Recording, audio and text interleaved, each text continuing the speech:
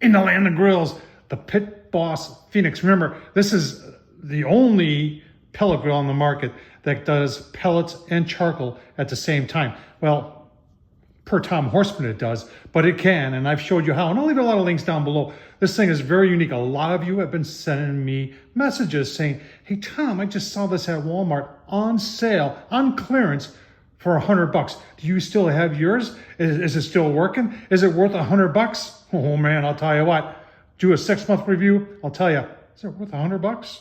Let's get started. So regularly these things were going for like $400, $397, I believe. I think I paid, when it first came out, I think I paid almost $500 for it. And one of the things that intrigued me about it is not only is this a pellet grill, but it can do charcoal. And when Tom Horsman YouTube came out, please subscribe, found a way to do charcoal and pellets at the same time. So you're using the pellets to give yourself the heat and charcoal to give yourself that great charcoal flavor. And I'll show you how I did that. Now, the great thing about this grill, and when I first saw it, it's a 22-inch. And I just said, oh man, that means you can fit every 22-inch accessory, whether it's a rotisserie ring, whether it's this big guy right here where I can hang a dozen racks of ribs on. I'll tell you what, in my opinion, worth every penny. Let's take a look and show you how this thing has held up over the past 6 months. All right, so I will leave the link to using this, the rotisserie, and also how I've figured out how to do charcoal and pellets at the same time. So this is how the grill comes. There is one modification I've done here, and that's that lid temp probe that I put on just so I can double check. It is a per Pitboss, a PID, and you can see P and C. So this was originally designed to use, when you press the C, it would just run the pellets hot, and you'd put your charcoal, there's a charcoal grate in there, you put your charcoal on and use the pellets to get the charcoal going, and then the pellets would stop. So what I came up with, and I'm going to show you that. Let's take a quick walk around. So front shelf is, in my opinion, nice, but it's a little narrow and somewhat useless. Like the little tray up front, does come with a temp probe, so good job there. Pellet hopper is a little small, but I see there are people that make extensions for it.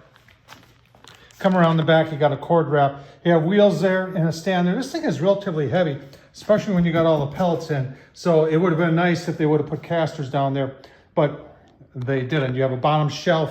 And now let's get into the inside. Before we get into the inside, the vents here. The vents, they do not close all the way.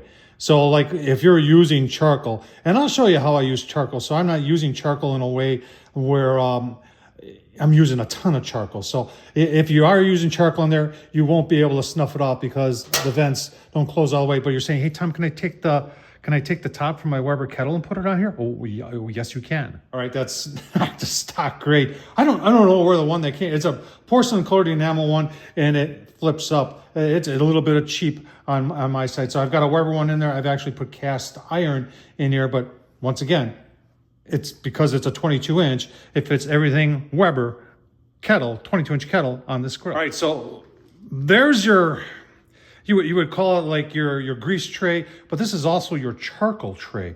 So when I do pellets and charcoal together, I run just the pellet grill side of it. Say I'll put that at 225. Now the probe that tells the controller what the temp is inside the grill is over on this side. So what I'll do on this side is that's where I'll do like a snake method. If you haven't done a snake method yet, you're just piling up charcoal briquettes here, and I'll put a couple chunks of wood in there. Then I'll just light either one side or I'll light both sides and just let it burn in. It'll give a little bit of heat, but more importantly, it's given that great charcoal smell and taste. And then you're using the pellets to hold the temperature. I tell you what, it works very, very well.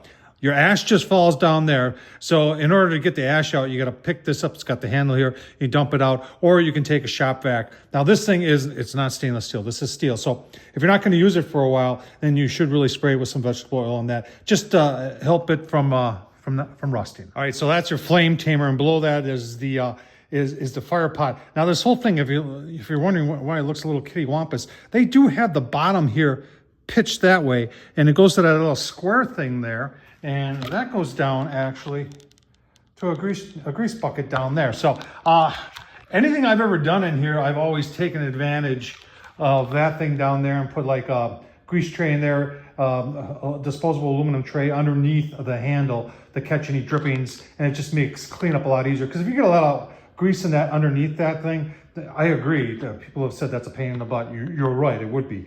So, you know, it's just things you need to know if you decide to get yourself one of these Pitboss Phoenix. Well, there's your burn pot. That's the only piece of stainless steel in this grill. This is true to a lot of the Pitboss products, is they just don't have a lot of stainless steel. But at least the burn pot has got stainless steel, and this thing ignites pretty. It's got like a quick igniter in it, and it ignites pretty quick. All right, there it is, the Pitboss Phoenix. You see it on clearance for, heck, if you see it on clearance for 150 bucks, in my opinion, that would be a great deal. If you're looking for that first time pellet grill, or if you're interested in doing pellets and charcoal at the same time. You see the Rectech Bullseye back there too. I showed you folks how to do pellets and charcoal on that at the same time too. And that's also 22 inch. A lot of possibilities here, folks. If you see it and you're looking for it and you're saying, well, should I get it or shouldn't I get it? In my opinion, go for it. Tom Horsman, YouTube, thumbs up, leave a comment. And as always, let me know how cheap you're seeing them at your Walmart. Thanks for watching, folks.